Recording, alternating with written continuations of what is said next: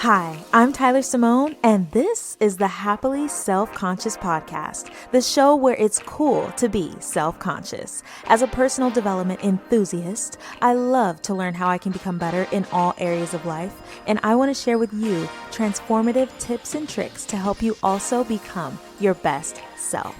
Together, we'll learn how we can become more self-conscious. Let's do it.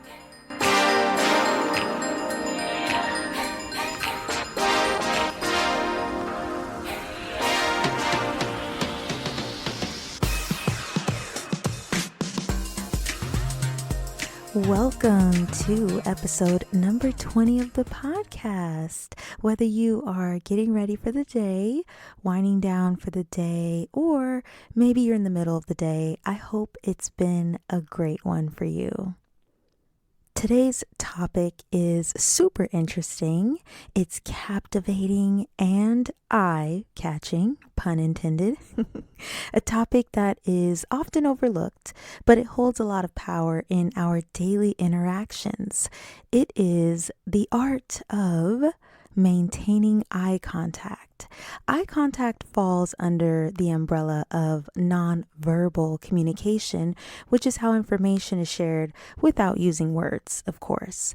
The eyes play a huge role in communication because they show our emotions, they show honesty or dishonesty, they indicate that someone is paying attention or not paying attention, and create connection, just to name a few things. Eye contact is a social skill that can affect you personally and professionally. Eye contact is way more than a kind gesture. It's a tool for effective communication. Being able to maintain eye contact with other people is an amazing habit to work on because it can make or break the perception that other people have of you. Let's get a little sciencey for just a second. So eye contact releases oxytocin, which is also known as the love chemical, and the chemical that creates trust between two people. It creates comfortability, especially in your first interaction with someone else. What's so interesting is that you can walk into a room with all of the confidence in the world, but if you don't engage in eye contact, you'll make other people feel uncomfortable because naturally a lack of eye contact can communicate deception or give people reason to look at you with suspicion. Pun intended. Eye contact may seem like one of the things that are like, duh, but when you really think about how often you might look down or around the room while talking or listening during a conversation, it happens more often than we think. Research shows that we perceive those who make more eye contact to be more intelligent and sincere. It also shows that you are actually interested in what is being said. Eye contact is definitely different from staring. Staring can create uncomfortability and uneasiness because it can come off really aggressive. But there is a sweet spot. You are allowed to look away when you're communicating with someone, and you should. I've been reading Captivate by Vanessa Van Edwards for the Happily Self-Conscious book club that I started not too long ago, which you can join at any time. The link can be found down below in the show notes if you are interested. And in the book club last month, we were discussing eye contact. According to the book, during a conversation, it's best to meet the other person's gaze 60 to 70% of the time. And not only that, but within the first few seconds of meeting someone, it is especially important to try not to look away. And that's because we are being assessed at all times. We're naturally always trying to gauge whether we can trust or like someone. And this is all based on verbal and nonverbal communication.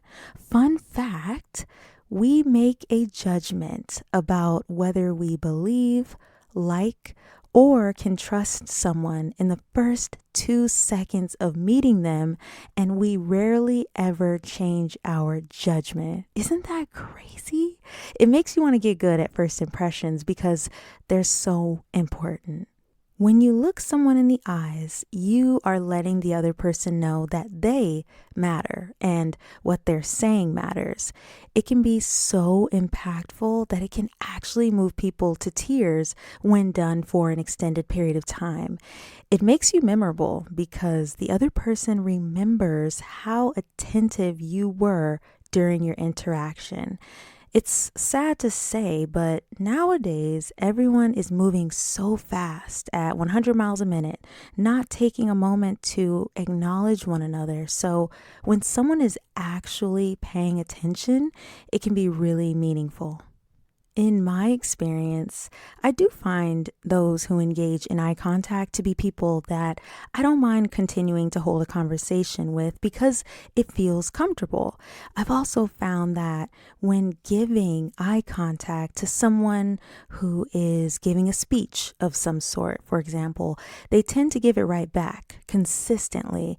And if you are in the crowd listening to someone speak and you were to go up to them afterwards to network, they would remember you because eye contact is memorable and appreciated by everyone, whether they know it or not. I came across this term while creating this episode. Eye contact anxiety, the discomfort that someone feels when looking someone in the eyes. And I learned that there are disorders that one can have that can make eye contact a really terrifying thing. But even those of us who don't have a disorder, eye contact isn't always easy. Suffering from eye contact anxiety can definitely affect how you come off to other people because it doesn't communicate a positive message, which is unfortunate because no one wants to have this anxiety because of what it communicates about them. Looking others in the eyes does seem really personal and can feel uncomfortable at first.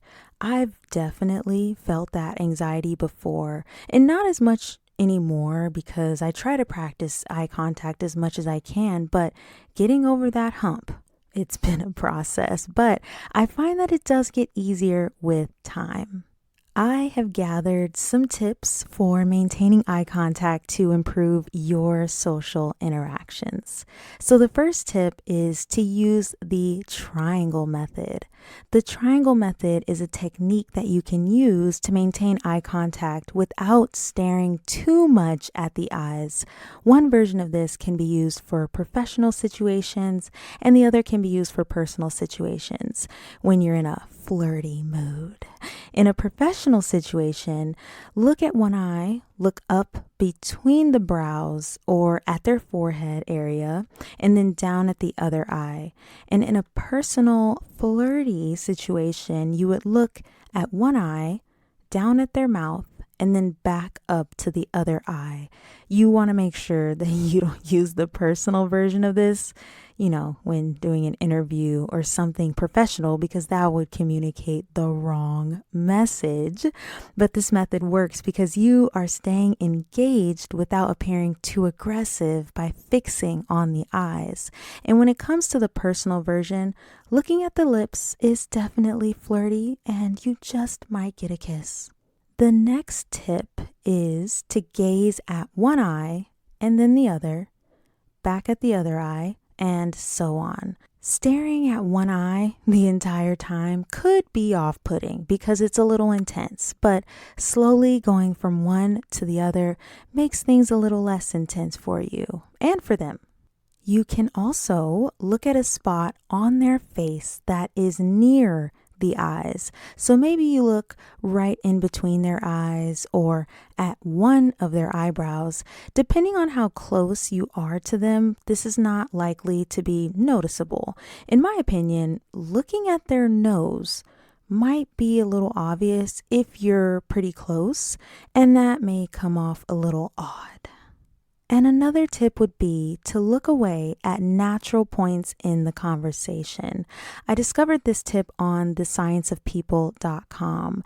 Maybe you are trying to remember someone's name that you want to mention, or you're just gathering your thoughts. That's definitely an appropriate time to look away. If maintaining more eye contact is something you'd like to get better at, I think it's great if you can increase the amount of time you can hold it as time goes on, because it's not easy, but it is really important to think about as you try and build your people skills. And now for today's quote. Where words are restrained, the eyes often talk a great deal. I hope you enjoyed this episode and will try these tips for yourself in your next interactions. Thank you so much for being here. I hope you have a great rest of your day. If you enjoyed this episode, be sure to click the follow button so you don't miss future episodes. And if you see another one on the list that you think looks interesting, take a listen or just download it for later. I'll see you next time.